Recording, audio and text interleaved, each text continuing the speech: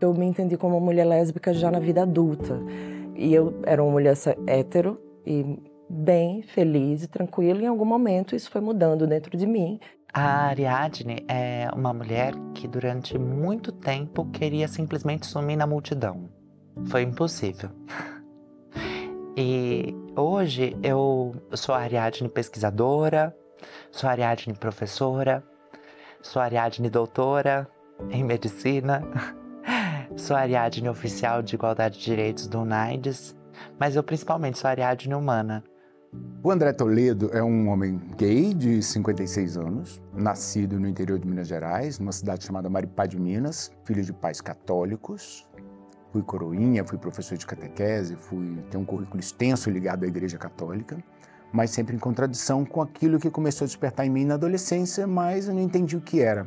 Eu sou uma mulher negra da região amazônica desse país, sou militante tanto da pauta do movimento LGBTQIA+, quanto da pauta étnico-racial, da luta antirracista. O Brasil continua sendo o país que mais mata, continua sendo um país violento com esse segmento, porque a gente tem setores conservadores que acreditam que nós somos os corpos que precisam ser extintos e exterminados.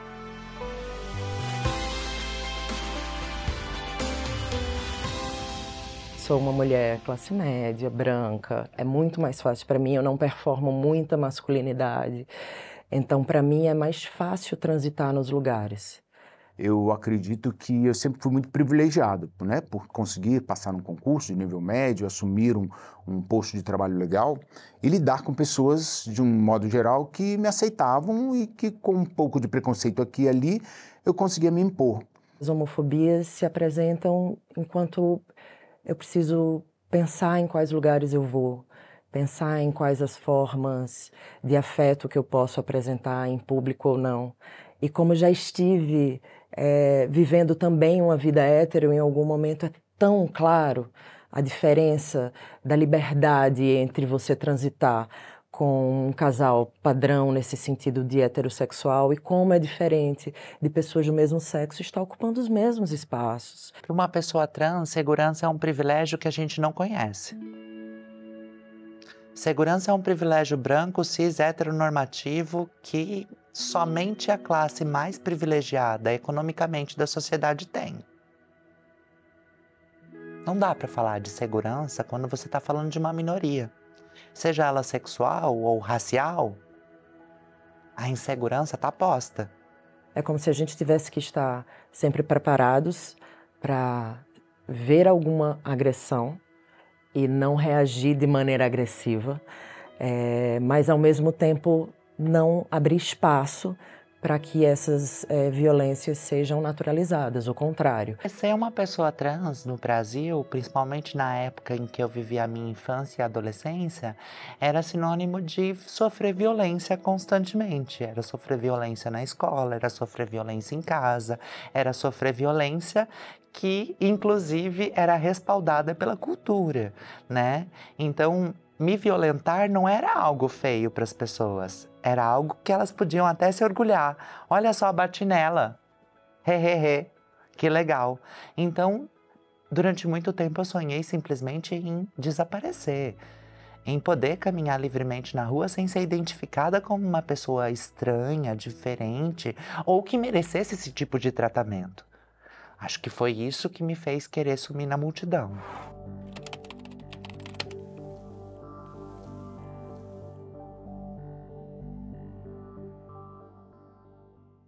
Foi muito importante para mim ter reagido às primeiras discriminações da forma mais adequada possível, que foi com processos judiciais.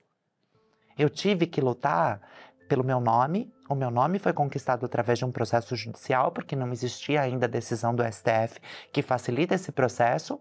Eu tive que lutar porque eu precisava provar que eu era eu, inclusive fisicamente. Então eu passei por uma avaliação de um médico no IMESC para ter o direito ao nome que minha avó me deu, para poder usar o nome com que eu era reconhecida socialmente.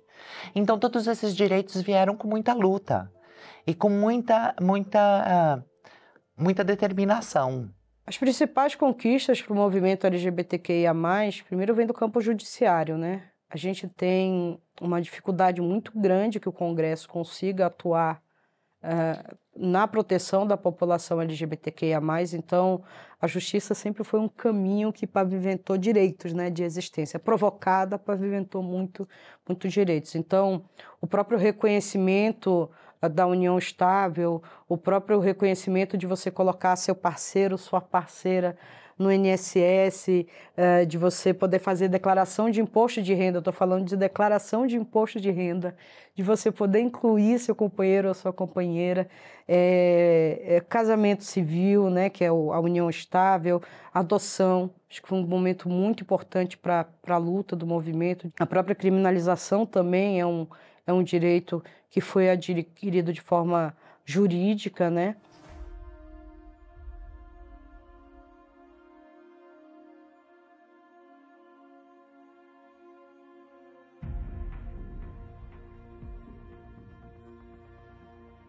O meu marido, hoje, a gente está junto há 19 anos, ele foi produtor de eventos voltados para o público gay, que a gente convivia com todo mundo. Eu lembro quando foi anunciado que os primeiros cartórios iriam fazer o registro da união estável, eu já fiquei super empolgado, que para mim foi uma conquista. Até que a gente foi assim, se a gente não foi o primeiro casal aqui em Brasília a fazer isso, a gente foi um dos primeiros, porque a gente saiu do cartório assim, pulando e gritando de felicidade, porque era uma conquista de ter um documento, porque era uma questão legal.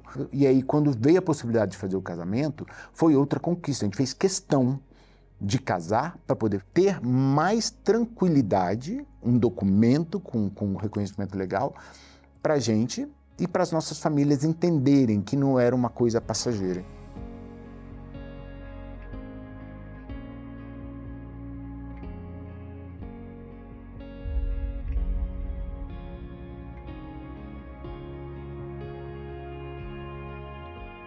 A criminalização por si só, ela não é um instrumento suficiente para garantir a vida da população, garantir o bem-estar, né? Evitar a violência, né?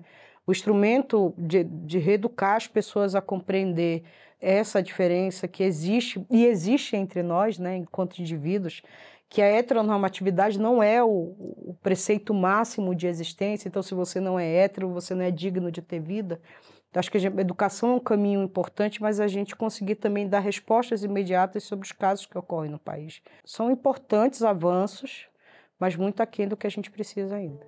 As conquistas, elas não são estáveis, acho que a gente percebeu que cada passo que a gente dá é preciso, e acho que é sobre isso também, esse mês do orgulho, o dia do orgulho, é esse momento que a gente não pode abrir mão das coisas que a gente já conquistou. E é tanto ainda a conquistar, e a conquistar no sentido de ser quem a gente é, sem sofrer violência, sem sofrer julgamentos de estereótipos que não fazem o menor sentido por a gente estar sendo cidadãos, enfim, como qualquer outra pessoa. Eu só sou pioneira porque eu fui uma criança trans. A minha vida foi começada a partir disso, numa época em que grande parte das referências trans e travestis, elas eram usadas de forma bastante midiática, né? Então, ou era para exploração sexual desses corpos, ou era para trazer entretenimento. Então, ou era uma caricatura de uma pessoa como eu, ou era uma pessoa como eu, assim, de carne e osso, mas que servia a um objeto específico, que era o desejo masculino. Sobreviver nesse mundo onde eu podia ser uma coisa ou outra, era muito difícil conseguir que as oportunidades de vida que a maior parte das pessoas luta, fosse para mim também. Então, estudo foi mais difícil para mim, trabalho foi mais difícil para mim, mas eu nunca desisti. A origem do mês do orgulho, essa data tão importante para nós do dia 28, ela tem a sua referência no Stonewall, né? Então, é sempre importante dizer isso, que Nova York, ali no final da década de 60, início da década de 70, nos Estados Unidos você criminalizava pessoas LGBTQIA+.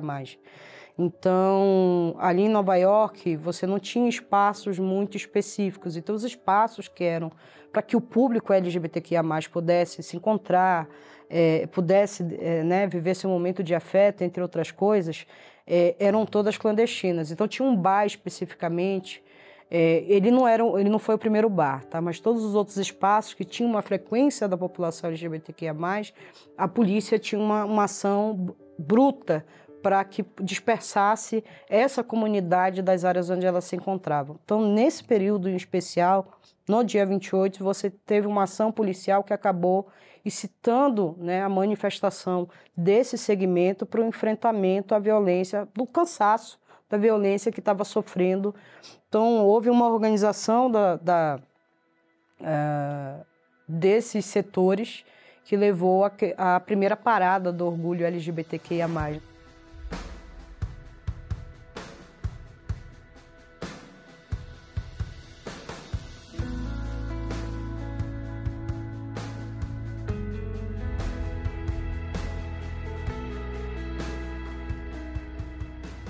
É parte da minha história e da história de tantas outras pessoas que, como eu, tiveram que sofrer e tiveram que correr muito mais, que hoje a gente tem pautadas as decisões do STF. Elas foram construídas a partir da realidade de pessoas como eu. Todos os direitos que hoje foram constituídos em função da justiça, eles foram construídos a partir de narrativas como a minha e de histórias como a minha. Então, mesmo sem querer, eu não sabia, mas lutar pelos meus direitos era lutar pelos direitos de cada uma das pessoas trans e travestis que hoje existem no Brasil. Não se trata de momento nenhum de privilégio, não é a ideia de ter privilégio. Acho que a gente precisa desmistificar essa ideia.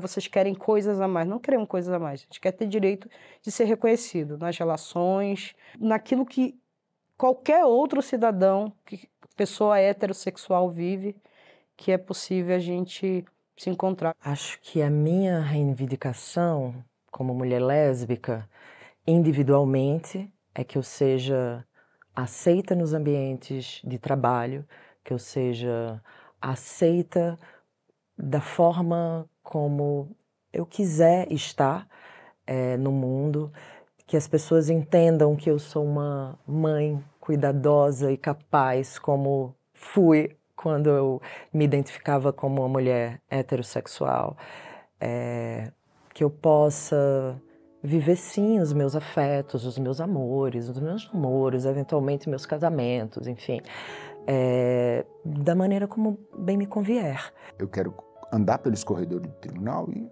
tá tranquilo, eu faço isso. Mas eu quero que isso seja extensivo a todos os gays, todas as lésbicas ou trans que circulem por esse tribunal. A minha reivindicação, como essa maravilhosa que vocês estão dando oportunidade, é mostrar pra gente que a gente tem o direito de ser o que a gente é normalmente. Só de ser eu.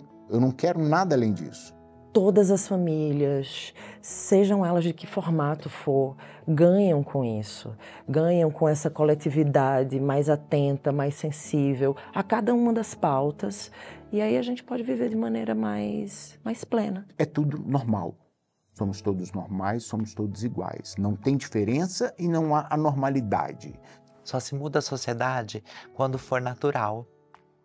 Quando cada um de nós não tiver nenhum tipo de estranheza quando uma pessoa trans entrar no elevador com a gente. Quando a gente não tiver vergonha de apresentar para os amigos uma pessoa trans como a namorada. Quando a gente não tiver vergonha de apresentar para os amigos uma pessoa trans como a minha colega de trabalho. Quando a gente conseguir entender que não faz diferença nenhuma para a gente se ela é trans ou não. Ela tem o mesmo direito de sentar no restaurante que a gente está, de comer da comida que a gente come, de viver a vida do jeito que a gente vive. É assim que muda a sociedade. Fazendo ela entender que do mesmo direito que você quer ter, todo mundo quer. Eu me sinto muito orgulhosa hoje da pessoa que sou por ter sentido as coisas que sinto, por viver de maneira sem abrir mão de ser quem eu acho que sou, e ver ao meu lado pessoas trans, pessoas gays, bissexuais, sendo quem são, sabe? O orgulho é um momento de resistência. Não é só um momento festivo para dizer que nós estamos aqui, mas é um momento de resistência e de luta, né, para buscar os direitos que são assistidos a qualquer cidadão. Ser gay é do bem, ser gay é legal. Não tem nada que diminua ou menospreze o fato de eu ser quem eu sou. Então, eu tenho orgulho, sim, da carreira que eu construí até aqui e do homem que eu construí até aqui. E embora eu não tenha morrido e nem perecido a toda essa violência, eu sobrevivi e hoje posso ser quem eu sou e ocupar o lugar que eu ocupo, sendo quem eu sou, sem precisar das máscaras sociais que tantos de nós ainda usam. Não é motivo para se orgulhar? A gente tem que se orgulhar de ser boas pessoas, né? De se orgulhar de acreditar na mudança social. Você tem que se orgulhar do que há de melhor em você e de como você pode contribuir no melhor do outro para fazer os enfrentamentos que existem no país contra toda e qualquer forma de preconceito. A gente tem que se orgulhar de quem a gente é. E as pessoas têm que respeitar. Só isso. É preciso seguir sendo, né? É a nossa liberdade de ser. Enquanto a gente estiver sem garantia de direitos fundamentais, a gente vai continuar lutando. E assim, nos intervalos, eu espero que a gente viva.